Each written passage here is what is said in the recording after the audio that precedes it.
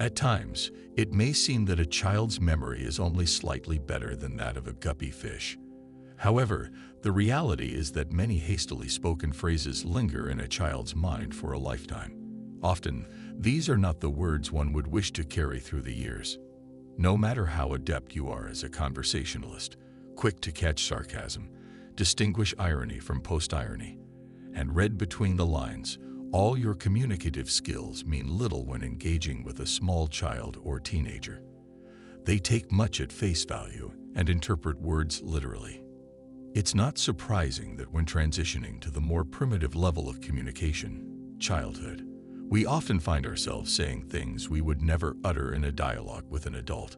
We believe that expressing ourselves differently is necessary for the child to understand or comply with our directives. Here are 8 phrases that may cause a son or daughter to harbor resentment towards their parents.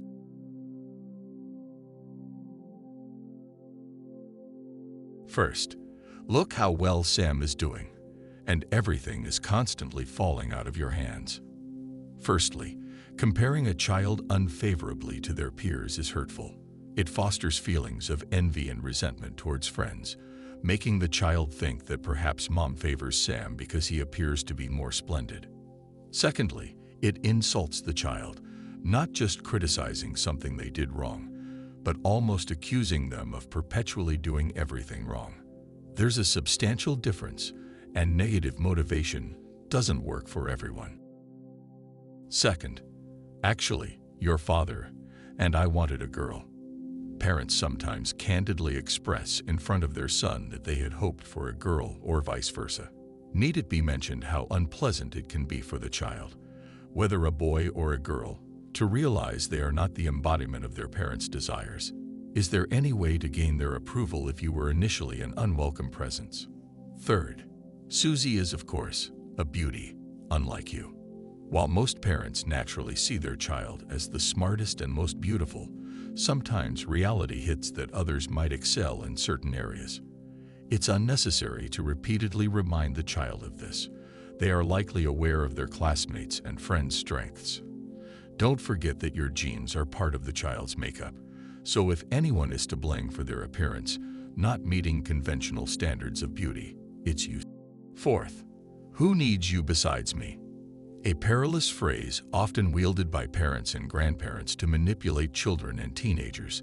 By uttering these words, you seem to diminish the child, asserting that they are a mere void in this world, and you are doing them a favor by caring. Perhaps you speak this way out of frustration, but that doesn't justify it. In such a scenario, who really needs you? Ponder on that. Fifth, no one asked for your opinion. Parents quickly get accustomed to making decisions for their children, thinking they are not competent enough.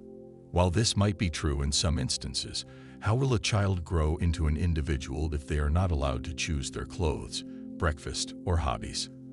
Constantly showing that you are uninterested in your son's or daughter's opinions turns them into submissive individuals.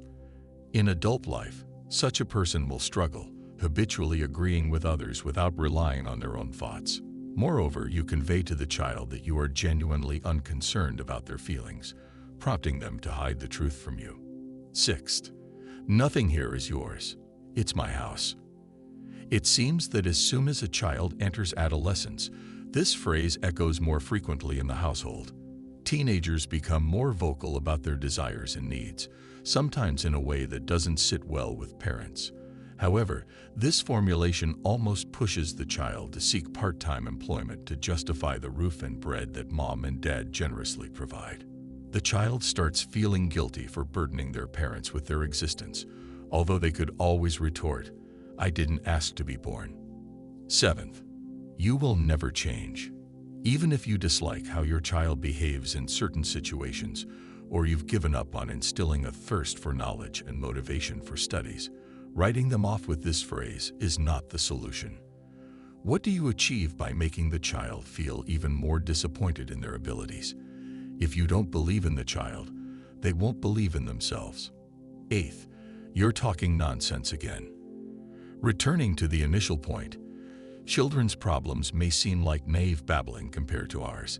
It can be irritating how clumsily a child expresses themselves, constructs sentences, and repeats the same things. However, conversations are crucial. Adolescents need attentive listeners who can show interest and offer advice. Constantly belittling what the child is trying to convey ensures a lack of trust in their speech. As they grow older, they won't share anything with you. Therefore, think about what you say.